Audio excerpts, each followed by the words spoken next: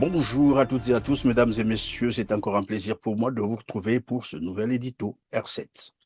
Le Congo-Brazzaville va très mal, le Congo est en ruine. Les pensions des retraités restent impayées, la bourse des étudiants confisquée, les arriérés de salaire s'accumulent depuis plusieurs dizaines de mois dans les hôpitaux comme dans le secteur de l'éducation. Et il ne faut pas croire que les quelques difficultés que vous pouvez rencontrer, les retards de la bourse, etc., elles ne sont pas propres aux étudiants. Elles ne sont pas propres aux étudiants. Parce que le pays connaît une conjoncture difficile. Nous allons surmonter, et cela je vous le promets, nous allons surmonter ces difficultés-là pour relancer notre pays sur le chemin de la croissance, sans aucun doute. Mais pendant cette période difficile, on se serre un peu la ceinture. C'est valable pour vous, comme pour les parents qui sont restés au pays. Et il y a des moments, le président, chaque fin de mois, il perd le sommeil pour voir comment rassembler quelques bouts, payer quelques salaires de fonction publique. Parfois, on paye à tour de rôle. Il y a un premier noyau, puis un deuxième, puis un troisième. La population manque d'eau potable et de l'électricité stable. À Brazzaville, avoir de l'électricité n'est plus une évidence. Depuis plusieurs mois, les habitants de la capitale congolaise vivent au rythme des coupures de courant. Dans le quartier de l'Ombre, Junior Nsonde essaye tant bien que mal de poursuivre son activité dans ce pressing. Mais il n'a plus d'électricité depuis bientôt 3 semaines, une situation devenue invivable. Sans courant, je ne peux pas brancher des machines pour pouvoir faire la lessive et le repassage. Et à défaut, on peut peut-être avoir du courant pendant 5 minutes, mais il est à tension très faible. Donc je ne peux même pas brancher, même me faire repasser. Du sud de la capitale jusqu'à la rivière Makambadilou au nord, plus de 40 km sont affectés par un réseau électrique défaillant. Résultat, commerce paralysé, activité ralentie et habitants à bout. Au marché de l'Ombre, Melvin Louyamou pourrait être contraint de fermer sa chambre froide, la seule du marché. Moi, je pensais que investir, c'est une bonne chose. Mais regardez tout ce que j'ai investi. Je vous ai dit qu'on a fait une perte au moins d'1 million. Parce que pour nous, on pensait que pour investir, pour gagner. Mais avec notre gouvernement qui est démissionnaire, le gouvernement est démissionnaire. La Société Énergie électrique du Congo se défend et met en avant l'explosion démographique dans la capitale. Une urbanisation accélérée qui asphyxie un réseau déjà vétuste et insuffisamment entretenu. Les petites entreprises sont les premières touchées. On avait fait une petite étude en 2024 pour essayer d'alerter le gouvernement sur les conséquences liées à ces coupures intempestives. Et nos résultats révélaient que les très petites entreprises accusaient des pertes de l'ordre de 50 000 francs à 700 000 francs par mois pour compenser les délestages en électricité. Pourtant, en août 2025, des engagements avaient été pris par la Société Énergie électrique du Congo pour moderniser les infrastructures. Des promesses qui, pour beaucoup d'habitants, restent encore lettre morte. La grogne sociale monte presque partout dans la fonction publique. Au terme des débats contradictoires et francs sur les enjeux de l'heure, les travailleurs ont formulé les recommandations suivantes. Exige au gouvernement de la République le paiement des salaires des mois d'avril et de mai dans un délai d'1 semaine à compter du mercredi 11 juin 2025 à 7h30. Dépasser ces délais, l'ensemble des travailleurs des hôpitaux précités se réserve de reconduire le mouvement de grève suspendu. Demande au gouvernement de la République de fixer la date butoir du paiement des arrêts des salaires dans les hôpitaux généraux. Exige au gouvernement de la République de leur verser le solde des 3 mois de salaire au titre de l'année 2024 qui se trouve au Trésor public. La grève qui sera relancée après avoir constaté le refus manifeste du gouvernement de régler le paiement des salaires ne connaîtra pas la mise en place des services minimums dans les hôpitaux comme il est toujours exigé. Âgés de 45 ans et plus, ces enseignants communautaires et finalistes attendent toujours leur intégration à la fonction publique. Après avoir servi l'État pendant de nombreuses années, ils sollicitent du gouvernement un examen minutieux de leur situation professionnelle et plaident pour leur recrutement à travers un quota spécial. Face à ces faits, nous, enseignants communautaires et finalistes, âgés de 45 ans et plus, marginalisés, victimes du critère d'âge, nous sommes à bout du souffle et à bout de l'effort, épris par la loi et l'amour de la patrie pour les services rendus à la République. Nous appelons le gouvernement de la République à la réparation. Les Congolais manquent désormais de tout ou presque. Une seule question récurrente. Où passe l'argent de la République du Congo? L'argent des revenus pétroliers, le bois, les minerais, les recettes fiscalo-douanières, l'argent du port autonome de Pointe-Noire. Sans oublier l'argent des dettes contractées auprès des institutions financières internationales. Ça ne suffit pas de prendre l'argent du pétrole. Aujourd'hui, ils en sont à posséder les champs de pétrole.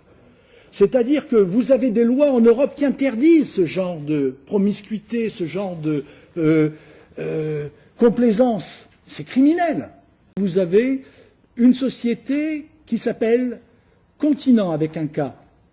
Cette société est représentée par M. Yaya Moussa. M. Yaya Moussa a été le représentant du FMI à Brazzaville.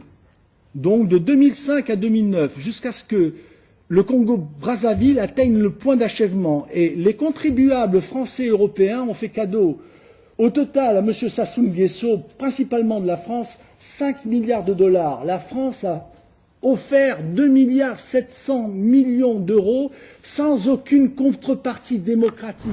Le président de l'un des pays les plus pauvres d'Afrique a dépensé 400 000 $ sur la facture d'hôtel lors de 2 courtes visites à New York l'année dernière, selon le Sunday Times de Londres.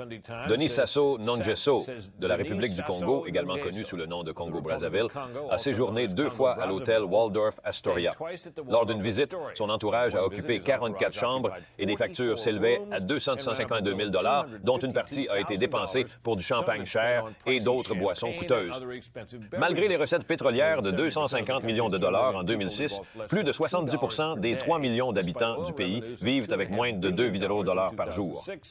L'année dernière, le pays a bénéficié d'un énorme programme d'allègement de la dette de la Banque mondiale et du Fonds monétaire international parce qu'il se dit trop pauvre pour honorer ses engagements financiers. Sassou et sa famille ont volé tout le cash. Et tout le monde, il y a des gens qui sont au courant. Mais qui est au courant? Ce sont les dirigeants de l'Europe, les dirigeants de certains pays européens, les dirigeants de la France, bien entendu. Et c'est un scandale monumental. À quoi a servi tout cet argent du Congo depuis plus de 40 ans de pouvoir de Denis Sassou Nguesso? Où va l'argent des générations futures? Si des générations futures, c'est qu'il est pour les générations futures et gardé pour cela. Et on ne va pas donner à cette demoiselle, non? Il existe une réserve aujourd'hui pour ces générations futures, Monsieur le Président? Mais c'est l'objet, non, du projet. Réserve pour les générations futures, oui. Comment prétend parler d'un fonds des générations futures alors même que les générations actuelles manquent de tout ou presque? Le chômage des jeunes est endémique, les retraités et les salariés accumulent plusieurs dizaines de mois d'arriérés de salaire impayés. On est martyrisé, hein? On est martyrisé. Imaginez-vous quelqu'un qui peut vivre 16 mois, 15 mois sans pension, sans rien à la maison. On n'a pas d'autres ressources, sinon la pension. Hein? Comment est-ce qu'on peut s'occuper valablement des enfants, de la famille? Voilà. Voilà ce que nous sommes. On est réduit à la mendicité. Là, je me promène, je suis venu vérifier si à la Mécodec il y a eu un virement. Pas encore. On m'a dit pas encore, papa. Sinon, c'est les paroles vaines qu'on prononce, que ce soit au Parlement ou pas à la radio, à la télévision. Ce sont des paroles vaines qui ne sont pas accompagnés d'actes véritables. Voilà. On est sans scrupules, finalement. Oui, bien sûr, sans scrupules. Hein? On est sans scrupules au Congo, sans scrupules. Ferme-moi. Il n'y a aucune raison qu'on paye les salaires et qu'on ne verse pas les pensions à partir du moment où les pensions sont tirées sur les salaires des fonctionnaires. Il est clair que l'argent du Congo est détourné et caché dans les comptes offshore situés dans les paradis fiscaux par la famille régnante, le clan Sassou Nguesso. Nguesso, c'est aussi les biens mal acquis à Paris. Nguesso, c'est des dizaines de comptes bancaires et sans doute 20% du PIB du Congo, un des pays les plus malheureux de la Terre, détourné par Nguesso. Ce qui s'est passé au Congo-Brazzaville ces 17 dernières années n'est ni plus ni moins qu'un pillage systématique d'un pays. Le pillage de toutes ses ressources pétrolières, forestières, fiscales, douanières. Cette période correspondait à une flambée des cours des matières premières. Et celui du baril de pétrole se situait aux alentours de 110 $. Aujourd'hui, toutes les caisses publiques sont vides. Les banques n'ont plus d'argent. Les trésoreries des entreprises sont complètement asséchées. Pire, l'effondrement du prix du baril, pire, les prochaines recettes pétrolières du fait de l'effondrement du baril sont hypothéquées au moins pour les 5 prochaines années, en raison de préfinancement d'un montant d'1,2 milliard qui, eux également, ont disparu. Ce petit pays qui était riche de ses ressources naturelles a été mis sous les coupes réglées, impitoyables, d'un tout petit clan familial, celui de Sassou Nguesso. Impitoyable, dis-je, parce qu'il a fallu priver la quasi-totalité de la population de l'essentiel, l'eau potable, l'alimentation, les soins de santé, l'éducation et du minimum de bien-être qui est dû à tout être humain. Oui, visiblement, Denis Sassou Nguesso a sévèrement déstabilisé la République du Congo. Est-ce la mission qui lui a été confiée par les puissances impérialistes qui l'ont ramené au pouvoir par la force des armes? Donc ce que j'ai voulu expliquer dans ce livre, Chirac, mon ami de 30 ans, c'est comment j'étais de ceux qui avaient aidé Sassou et qu'ensuite nous avons été extrêmement déçus par l'échec de Denis Sassou Nguesso. D'abord, il y a eu des exactions effroyables, notamment les 350 assassinés du Beach. Ça, c'est des choses qui méritent le jugement des tribunaux pénaux internationaux. Puis il y a surtout tous ces détournements de fonds publics, d'utilisation de l'argent du pétrole pour autre chose que le bonheur du peuple. Enfin, toute une série de déceptions. Vous l'avez probablement constaté, depuis son retour aux affaires, Denis Sassou Nguesso a transformé les fonds de l'État congolais en une manne personnelle pour lui et pour sa famille. Des centaines de milliers d'euros, de millions d'euros évaporés dans ce qui s'apparente au pillage de tout un pays où le revenu moyen par habitant n'atteint pas 5 € par jour. Le premier volet de cette enquête, intitulé « Le président, l'intermédiaire et les millions envolés », raconte comment l'arrestation de cet homme d'affaires, Lucien Ebata, un proche du président Denis Sassou Nguesso, mis en examen en France en 2021 pour blanchiment et corruption active, comment son arrestation a permis la mise au jour d'un puissant système financier occulte au profit du clan du président Denis Sassou Nguesso, arrivé au pouvoir pour la première fois, on le rappelle, en 1979, une affaire qui a commencé en janvier 2012 à l'aéroport de Roissy, où Lucien Ebata s'était fait arrêter en possession de sommes stupéfiantes en liquide, 182 000 € et 40 000 $ en espèces non déclarées, au cœur de ce système de détournement présumé. Une société, la société de Lucien Ebata, la société Orion, du nom de la constellation symbolisant la force dans la mythologie grecque. Une entreprise moins poétiquement immatriculée aux Seychelles avec l'aide du cabinet d'avocats Mossack Fonseca, un nom qui vous dit sans doute quelque chose puisqu'il s'agit de la société qui s'est retrouvée au cœur du scandale d'évasion fiscale des Panama Papers. S'agissant d'Orion, donc, Libé affirme que cette société a alimenté des dépenses somptuaires, des dizaines de milliers d'euros de cadeaux achetés dans des boutiques de luxe sur les Champs-Élysées, jusqu'à des mouvements de cash pouvant atteindre des millions d'euros à Paris et à Monaco. Libération évoque une affaire qui résonne avec celle des biens mal acquis, dans laquelle, on s'en souvient, des membres du clan de Denis Sassou Nguesso sont soupçonnés de s'être constitués des patrimoines illicites en France grâce à des détournements de fonds publics. Le journal annonce, Pauline, la publication demain du deuxième volet de cette enquête sur, cette fois, les relations politiques et économiques françaises très haut placées de Lucien Ebata. Ils ont pris le contrôle de l'ensemble des secteurs stratégiques économiques du pays, réalisant ainsi un véritable désastre économique sous le regard passif de la communauté financière internationale qui semble tolérer ces crimes économiques et financiers en complicité bien entendu avec des multinationales étrangères. Eh bien maintenant, vous avez des sociétés qui appartiennent notoirement à la famille de Sassou Nguesso et qui sont propriétaires des champs pétroliers. Les opérateurs sont Total ou sont Eni. Eni sont noyés jusqu'au cou dans ce genre de malversation. Et qui dit oui? Qui fait quoi? Personne. Des sommes colossales issues des revenus, des ressources naturelles du pays sont détournées pour alimenter le train de vie fastueux des membres du clan Sassou Nguesso.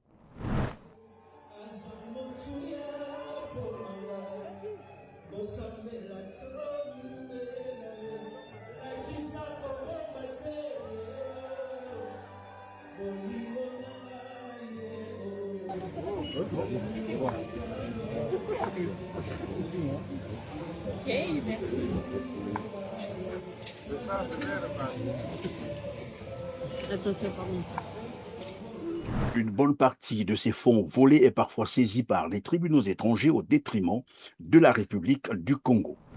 Avec un excès d'argent volé et ne sachant plus quoi en faire, les enfants des oligarques mafieux du pouvoir de Brazzaville souffrent désormais de fièvre acheteuse. Ce comportement qui se traduit par les achats compulsifs et extravagants alimentés par une sensation de toute puissance grâce à cet argent obtenu trop facilement et très rapidement. Point très important quand on voyage en business, c'est quand même le confort et le siège se couche complètement. Mais genre complètement à plat. Donc ça, c'est pas mal. Mais je suis restée assise parce qu'il y avait un enfant qui pleurait énormément et j'ai décidé de me faire mon petit drainage du visage, hein, on en profite. Est venu donc le moment de déjeuner. Donc on nous a distribué des menus. Il y avait une entrée froide et moi j'ai choisi le bœuf. Donc c'était pas mal. Franchement, c'était pas mal. Après, je pense qu'il y a des points d'amélioration au niveau du snacking. Mais c'était pas mal.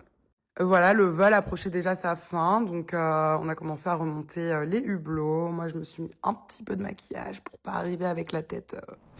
Une situation qui entraîne, comme vous le savez, une poussée de la dopamine menant à une perte totale de contrôle et de rationalité. Naturellement, ceux qui détournent les fonds publics nient souvent la réalité, préférant vivre dans l'instant présent tout en ignorant totalement les conséquences futures.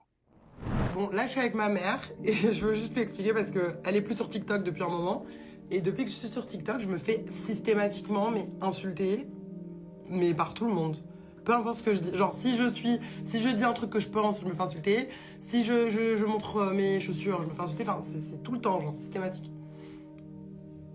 Mais sois heureuse, ma fille. Qu'est-ce que tu t'attends à quoi? C'est normal. Regarde-toi dans un miroir. Et regarde ce que tu dégages en fait. Moi je te vois, j'ai ton âge. Tu es belle, t'es intelligente, tu es noire.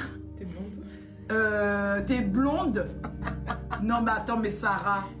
Oui, c'est Pasteur Claudia qui est en train de parler. J'ai juste pas envie qu'on me voit, mais je parle parce que là il s'agit de ma fille et ça me touche personnellement. En France, par exemple, qui est devenu un refuge pour les criminels financiers du Congo, un receleur encourt principalement des sanctions pénales allant jusqu'à 5 ans d'emprisonnement ferme et une amende de 375 000 €. Jusqu'à 10 ans d'emprisonnement ferme et une amende de 750 000 € au cas de circonstances aggravantes. Le recel, comme vous le savez, mesdames et messieurs, consiste à détenir, dissimuler, transmettre ou bénéficier d'une chose provenant d'un crime ou d'un délit. Pour ceux qui se posent la question de savoir si les enfants de ces dignitaires qui s'affichent sur les réseaux sociaux sont-ils responsables de ces crimes, oui, mais parce que, comme je viens de vous le rappeler tout à l'heure, le recel consiste à détenir, transmettre, dissimuler ou bénéficier d'une chose provenant d'un crime ou d'un délit. Alors la question à se poser, les parents de ces enfants ne sont-ils pas des criminels condamnés par les tribunaux internationaux? La réponse est oui. Et donc, ces enfants sont en partie aussi responsables. Encore qu'on nous prouve que ces enfants font des affaires ou sont des fonctionnaires qui gagnent des gros salaires, richement payés, des millions, voire des centaines de milliers d'euros. Ici, nous évoquons des crimes économiques et financiers commis par les membres du clan Sassou Nguesso qui pillent la République du Congo sans retenue. Vous avez certainement eu l'occasion de voir sur la toile Denis Sassou Nguesso, mais aussi le procureur de la République, André Oko Ngakala, posé en image avec un voleur visé par un mandat d'arrêt international émis par la justice congolaise. Pour un chef d'État, ce n'est pas un simple cliché. Le message est clair et net. C'est un soutien total et une bénédiction de Sassou Nguesso envers les membres de son cartel. Soki ezalaka te mokonzi te bango moko na moko na moko nakoki kotelemisa boye nalobi yo ozalaka boye osalaka boye oyibaka awa. Encourageant ainsi le vol et les détournements à grande échelle des ressources de l'État congolais sous sa gouvernance. Seul critère pour prétendre bénéficier de sa confiance et d'une promotion administrative. À la veille des élections législatives, observez attentivement autour de vous les membres de l'organisation criminelle qui dirige le Congo vont s'activer, prenant d'assaut les villes et quartiers pour distribuer des dons de vivres, de pannes et bien d'autres articles. Organisant des compétitions sportives, des concerts de musique, bref, ils vont tenter de paraître comme des petits sauveurs auprès de cette population qu'ils ont affamée en détournant les ressources de l'État, réduisant ainsi le peuple congolais à de simples mendiants contraints d'attendre ces petits dons de vivres pour survivre. Tout cela se déroule sans que personne ne soit interpellé par la justice pour, évidemment, prouver l'origine de ces faux. C'est tout un système de prédation, un système d'apartheid que Denis Sassou Nguesso a établi au Congo-Brazzaville. Système dans lequel Denis Sassou Nguesso représenterait sans doute la force politique derrière toute une mafia internationale qui a pris la République du Congo en otage pour l'exploiter et la ruiner. Mesdames, Messieurs, merci d'avoir suivi cet édito. Des petits gestes pour nous encourager. Cliquez sur le petit pouce en l'air juste en bas de la vidéo. Partagez cet édito, s'il vous plaît. Aidez-nous à promouvoir cette édition et dites-nous en commentaire vos opinions sur la situation actuelle de la République du Congo. Merci et à très bientôt.